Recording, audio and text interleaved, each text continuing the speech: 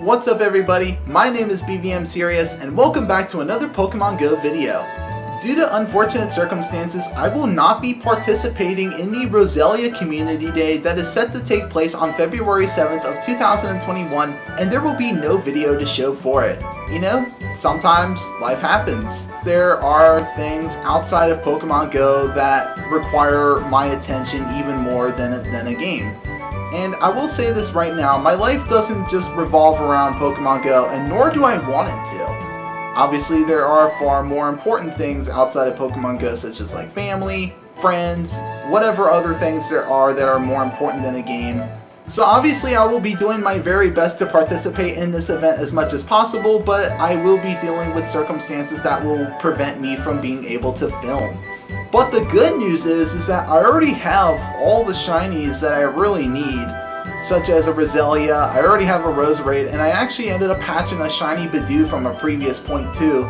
So really the only thing I'm going to be utilizing this community day for is really just to try to get the special moves that Roserade will be getting and trying to complete the special research that will be coming with this community day as well. Now let's go ahead and talk about Roselia Community Day and everything that it's going to entail. So obviously the featured Community Day Pokemon is Roselia, of course, which during the Community Day will have a 1 in 25 shiny rate, which is really nice because finding a Roselia outside of the event, it's usually like a 1 in 450 chance of being shiny.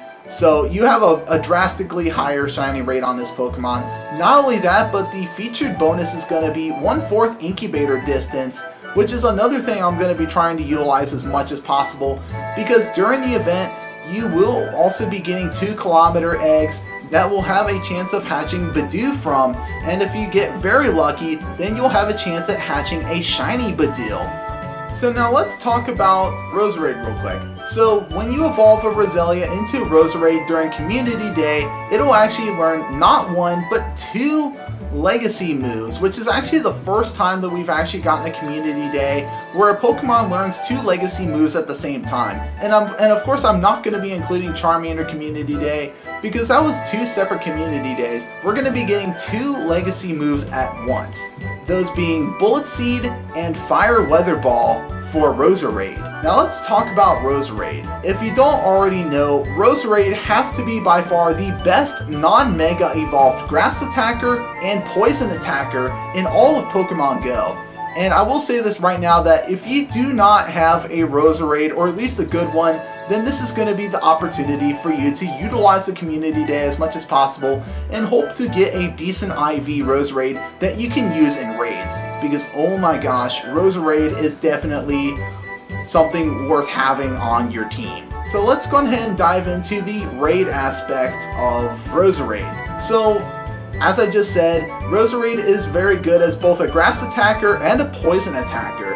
And the recommended moveset for using Roserade as a grass attacker, I recommend Razor Leaf and Grass Knot. But if you want to use Roserade as a poison attacker, then I recommend Poison Jab and Sludge Bomb. Now, what these moves, Bullet Seed and Fire Weather Ball, Bullet Seed is still somewhat decent for Roserade, but it's not going to be as good as Razor Leaf because it just doesn't have much damage output as Razor Leaf does, but it does have fairly decent energy gain. And obviously Fire Weather Ball isn't going to be as useful for Roserade because it's not a grass move or a poison move, so Roserade does not benefit from a stab bonus with this move.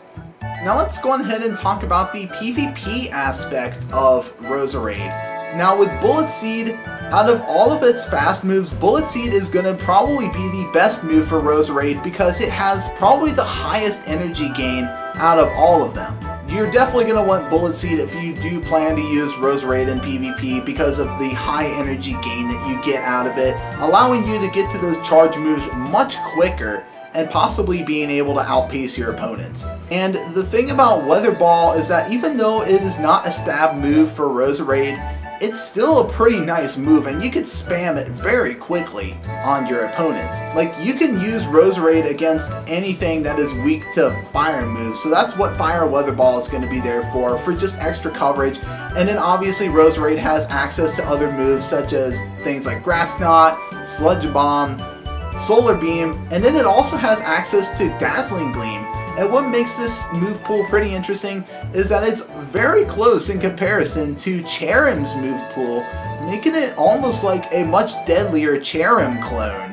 In terms of PvP, I believe Roserade is going to have a lot more potential now thanks to Bullet Seed and Weather Ball. And like I said, I'm going to be trying to participate in this event as much as possible to hope to get a decent PvP worthy Roselia that I can turn into a Roserade and then actually get one that has Bullet Seed and Weather Ball. But the other thing about Roserade is that it will require a Sinnoh Stone to evolve, and the good thing is that the special research actually features one Sinnoh Stone that you can receive from it, and there's also going to be a timed research that you can complete to get up to, I believe it's like either 3 or 4 Sinnoh Stones that you can get out of it.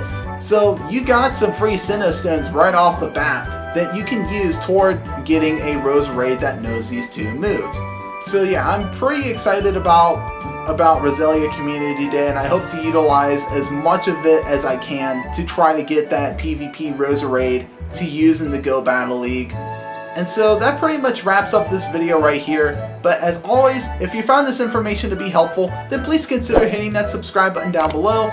Also, leaving a like and a comment won't hurt either. But anyways, that is going to be it for me today. I'm BVMSerious, and I hope you guys have a seriously amazing day. Stay warm, stay safe, and happy exploring.